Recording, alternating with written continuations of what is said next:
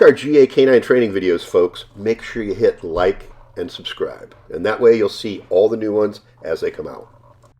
Okay, so this video is really honestly a perfect example of how air scent really plays a major factor in just about every urban track that you'll ever do, especially on a windy day.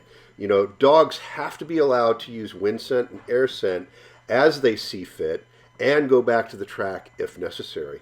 It's okay to abandon the track and go to an air scent, and it's perfectly okay to leave the air scent and go back to the track. But the dog has to make that decision. We're going to talk about these things as they occur in this video.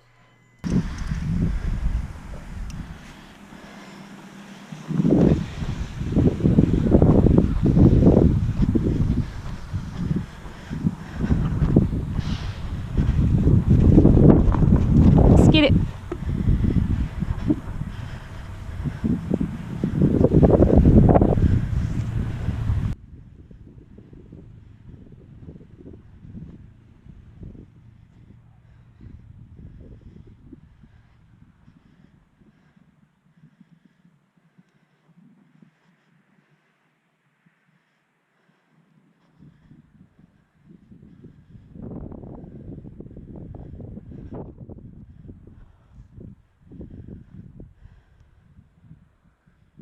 Up to about this point, we've had a very, very good track line. Very visual, very easy to read it.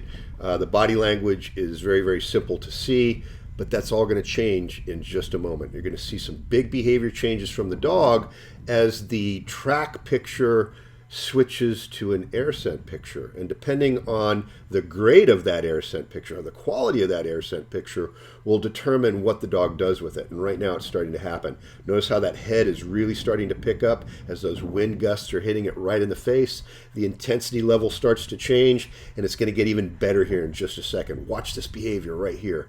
Big wagging of the tail. The dog gets very, very intense. Head goes all the way up, and she's just going to pause and look into the distance.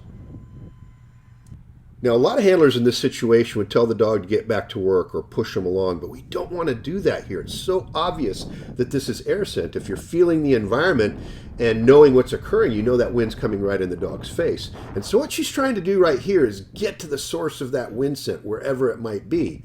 She's not exactly sure where, but the bulk of the odor appears to be coming from the area of the building. And if you look at the flag, you can see that the wind is primarily going from left to right.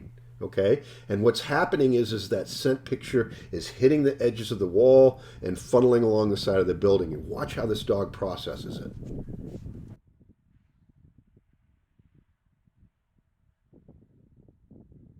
She gets a little taste of odor right here at the edge of the building between the hedgerow and the building itself, but then it goes away. You're going to see a little wag of the tail as that intensity of the wind scent gets a little bit better, and then watch her go back up against that building right here. The track isn't here, so why is she doing that?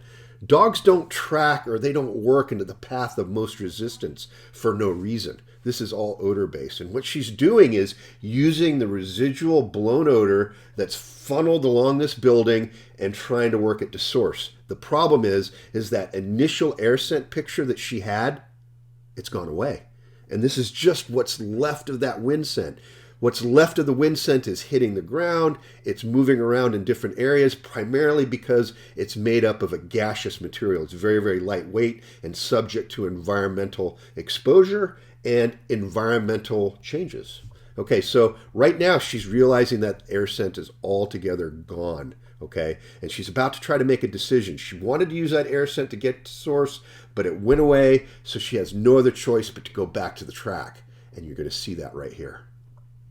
You have to admit her situational awareness is pretty good here. I mean, she went about 75 yards into an area that had no more odor, but remembered the track line in the direction it was going and picks up on it one more time here.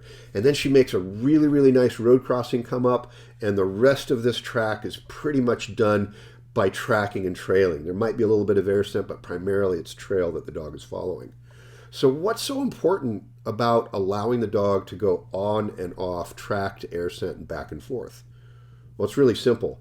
Dogs know how to find prey far better than we do. They don't really need our help.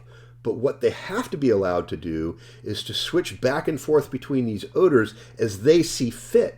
You can't stop them from an air scent and try to keep them right to the track, because what in essence you're doing is telling them don't follow odor. And that's a bad thing. So our job really is to allow the dogs to work odor as they see fit, follow that trail as they see fit, or jump to the air scent if they need to. Do you want to find people, or you just want points?